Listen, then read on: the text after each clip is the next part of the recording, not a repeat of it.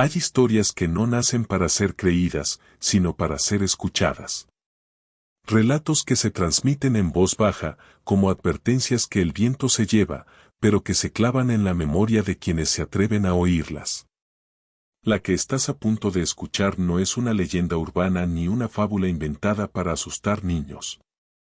Es el testimonio de un hombre que asegura haber cruzado la frontera entre la vida y la muerte y regresado para contarlo.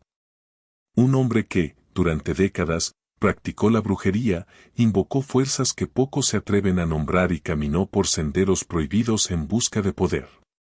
Un hombre que creía conocer todos los secretos del otro lado, hasta que la muerte lo visitó.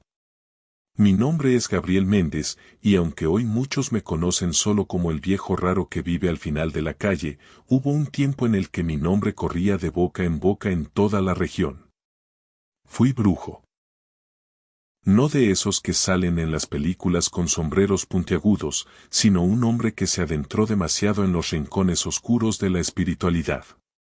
Vivía de ofrecer rituales para atraer el amor, destruir enemigos, sanar enfermedades incurables o contactar con los muertos. La gente llegaba a mí con desesperación en los ojos, y yo me aprovechaba de eso. Algunos me veían como un salvador, otros como un charlatán, y unos pocos me temían. Lo cierto es que mi vida giraba en torno al poder, al dinero y al control que podía ejercer sobre los demás gracias a mis conocimientos. Pero esa ambición me llevó a un punto de no retorno. Durante años, experimenté con prácticas que no todos se atrevían a intentar, invocaciones que requerían sangre humana, comunicación con entidades que ni siquiera tenían nombre, rituales en cementerios a medianoche. No lo hacía por fe, lo hacía por curiosidad y por el placer de sentir que podía manipular fuerzas invisibles. Ahora, sentado en mi sillón viejo, con las manos temblorosas por la edad, me atrevo a contar lo que vi, no porque quiera asustar a nadie, sino porque es un peso que no me deja dormir. Y sé que, aunque muchos no me crean, mi deber es hablar. La noche que morí llovía con fuerza. El viento golpeaba las ventanas de mi taller como si quisiera arrancarlas, y el olor a tierra mojada se mezclaba con el humo de las velas negras que había encendido. Sobre la mesa tenía dispuesto el altar, un gallo recién sacrificado, cuencos con hierbas ardiendo y un símbolo pintado con mi propia sangre sobre un paño blanco. No es un ritual común, me dije en voz baja. Hoy voy más lejos. La sensación en la habitación era pesada, como si el aire tuviera cuerpo y costara respirar. Mis oídos zumbaban y, aunque estaba solo, juraría que alguien más estaba conmigo. Fue entonces cuando sentí el primer pinchazo en el pecho, agudo, como si un puñal invisible me hubiera atravesado. Intenté sostenerme de la mesa, pero el dolor creció y me arrancó el aire de los pulmones. Me arrodillé, con las manos en el corazón, y lo último que vi fue una vela caer, apagándose en el suelo. Todo quedó en silencio. No había viento, no había lluvia, no había dolor. Cuando abrí los ojos, vi mi propio cuerpo tendido en el suelo, pálido y sin vida. Yo estaba de pie, pero flotaba. La gravedad ya no me pertenecía. Esperaba encontrar la famosa luz al final del túnel que tantas veces había escuchado en relatos de gente que estuvo al borde de la muerte. Pero lo que vi fue un pasillo estrecho y húmedo, hecho de piedras cubiertas de musgo. El suelo estaba frío, y cada paso que daba resonaba como si caminara en un eco interminable. Las paredes estaban iluminadas por antorchas clavadas directamente en la piedra. El fuego no era amarillo, sino de un tono anaranjado oscuro, como si quemara aceite viejo. El aire olía a tierra, a madera húmeda y a un dulzor extraño que me provocaba inquietud. A lo lejos, se escuchaban susurros. No eran voces humanas, eran como miles de murmullos que formaban un único sonido grave, profundo, que vibraba en mis huesos. No entendía las palabras, pero sentía que me llamaban. Tras lo que pareció una eternidad, el pasillo me llevó a una puerta enorme, hecha de madera negra, reforzada con metal oxidado. En el centro, un símbolo grabado, un círculo atravesado por 3 líneas rectas, algo que había visto en antiguos grimorios. Cuando puse mi mano sobre la puerta, ésta se abrió con un crujido largo y seco. Al cruzar la puerta, me encontré en un espacio que no puedo describir con lógica. No había paredes, ni techo, ni suelo, o quizás sí, pero no como los conocemos. Era como si estuviera de pie en medio de una noche infinita, rodeado de estrellas que no brillaban. Y allí estaban ellos, 2 figuras gigantes, de al menos 3 metros de altura, cubiertas con túnicas grises que parecían moverse con vida propia. Sus rostros estaban ocultos por máscaras de piedra, lisas, sin rasgos, salvo por un par de grietas que dejaban escapar una tenue luz blanca. Sus manos eran huesudas, pero sus movimientos eran lentos y ceremoniales, como si cada gesto tuviera un propósito. Uno de ellos habló, o al menos, eso creí. No vi su boca moverse, la voz retumbó directamente en mi cabeza. No es tu hora, pero has cruzado la frontera. Por eso, verás lo que otros no pueden.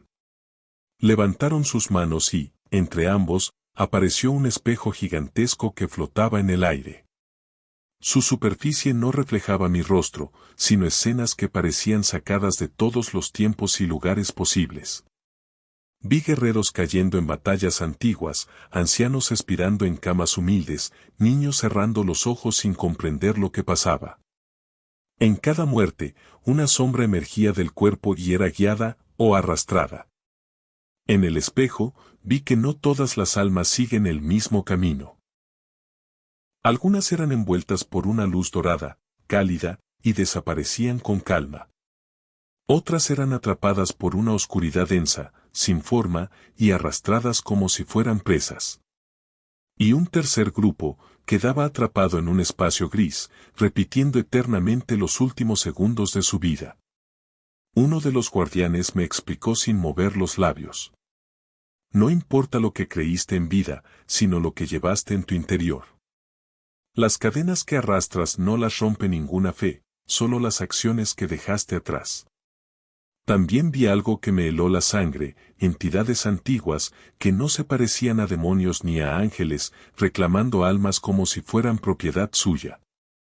Eran más viejas que cualquier religión, y su presencia hacía temblar incluso a los espíritus que estaban cerca. Uno de los guardianes se acercó a mí y colocó su mano huesuda sobre mi pecho. Sentí un calor ardiente que me atravesó y una presión en la cabeza, como si algo quisiera leer mis recuerdos. Has jugado con fuerzas que no comprendes. Me dijo. Abriste portales y alteraste caminos. Al volver, tendrás que hablar. Decir lo que viste, aunque nadie te crea. Me mostraron una última imagen, mi propio reflejo en el espejo, y detrás de mí, una sombra alta y alargada, con dedos finos y movimientos lentos. No estaba en el mundo de los muertos, me estaba siguiendo a través del umbral. Todo se oscureció. Cuando abrí los ojos, estaba en una cama de hospital, conectado a cables y máquinas que pitaban de forma irregular. Un médico, con expresión de sorpresa, me dijo. Estuvo muerto durante 43 minutos, no sé cómo está despierto. No tenía daños cerebrales, ni problemas de memoria. Recordaba absolutamente todo. Y sabía que lo que había visto no era un sueño. Desde ese día, abandoné la brujería. No por arrepentimiento, sino porque entendí que había estado jugando en un tablero que no controlaba. Han pasado 12 años desde aquella noche en que morí, y regresé. En este tiempo he intentado llevar una vida normal, aunque la palabra normal ya no significa lo mismo para mí. Vivo en una casa pequeña, alejada del pueblo, rodeada por un jardín que yo mismo cuido. No recibo visitas, no tengo familia cerca, y rara vez salgo más allá del mercado.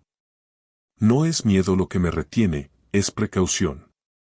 Porque, aunque parezca que volví solo de aquel lugar, sé que algo cruzó conmigo. No puedo explicarlo con lógica, pero la sensación es constante. Cuando camino por el pasillo de mi casa de noche, siento un cambio en el aire, como si de repente se volviera más denso.